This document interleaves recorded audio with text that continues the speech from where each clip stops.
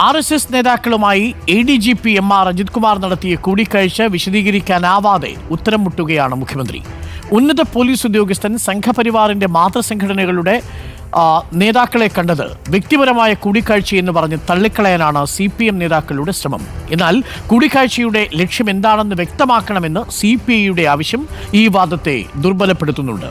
കൂടിക്കാഴ്ചയുണ്ടാക്കിയ വിവാദം മതന്യൂനപക്ഷങ്ങൾക്കിടയിൽ അവിശ്വാസം പടരുന്നതിനിടയാക്കുമെന്നതാണ് രാഷ്ട്രീയ നഷ്ടം. റിപ്പോർട്ട്. പ്രതിപക്ഷ നേതാവ് VD സതീഷാണ് ADGP MR Ajith Kumar RSS നേതാവ് ദത്താത്രേയ ഹൊസബലയുമായി കൂടിക്കാഴ്ച നടത്തിയ വിവരം പുറത്തുവിട്ടത്. സതീഷിന്റെ ആരോപണം സ്ഥിരീകരിക്കപ്പെട്ടുവെന്ന് മാത്രമല്ല, മറ്റൊരു RSS നേതാവ് റാം മാധവുമായും അജിത് കുമാർ 2 വട്ടം കൂടിക്കാഴ്ച നടത്തിയെന്നതും വെളിപ്പെട്ടു. കൂടിക്കാഴ്ചയെക്കുറിച്ച് അജിത് കുമാർ തന്നെ മുഖ്യമന്ത്രിയുടെ ഓഫീസിനോട് വിശദീകരിച്ചും കഴിഞ്ഞു. അപ്പോൾ ഉയർന്ന ചോദ്യം ഇതാണ്: എന്തായിരുന്നു കൂടിക്കാഴ്ചയുടെ ലക്ഷ്യം?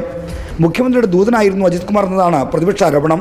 രാഷ്ട്രീയ ലക്ഷ്യം വെച്ചുള്ള ആവശ്യമെന്ന് പറഞ്ഞ് ഇതിനെ തള്ളിക്കളഞ്ഞാലും CPI ഉന്നയിച്ച ചോദ്യം ബാക്കിയാകുന്നു. എന്തായിരുന്നു കൂടിക്കാഴ്ചയുടെ ലക്ഷ്യം?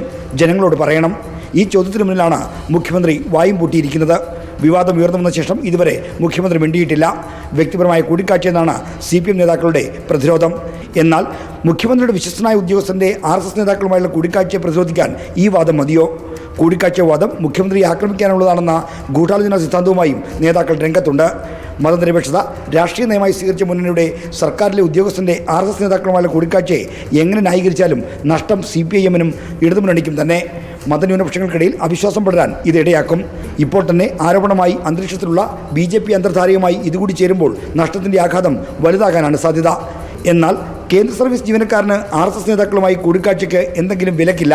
കേന്ദ്ര ജീവനക്കാർക്ക് RSS പരിപാടികൾ പങ്കെടുക്കാനുള്ള വിലക്ക് എടുത്തുകളഞ്ഞ സർക്കാരാണ് രാജ്യം ഭരിക്കുന്നത്.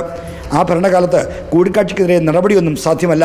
എന്നാൽ മറ്റുള്ള പാർട്ടികൾക്കൊക്കെ മതനിരപേക്ഷ ഫാസിസ്റ്റ് വിരുദ്ധ ക്ലാസ് എടുക്കുന്ന മുഖ്യമന്ത്രിയുടെ കാലത്താണ് ഇതൊക്കെ നടക്കുന്നതെന്ന് വരുമ്പോൾ വ്യക്തിപരമെന്ന ക്യാപ്സൂൾ ന്യായീകരിക്കാൻ മതിയാകാതെ വരും. Reporter R. ശ്രീജിത്തിൻ, റിപ്പോർട്ടർ, തിരുവനന്തപുരം.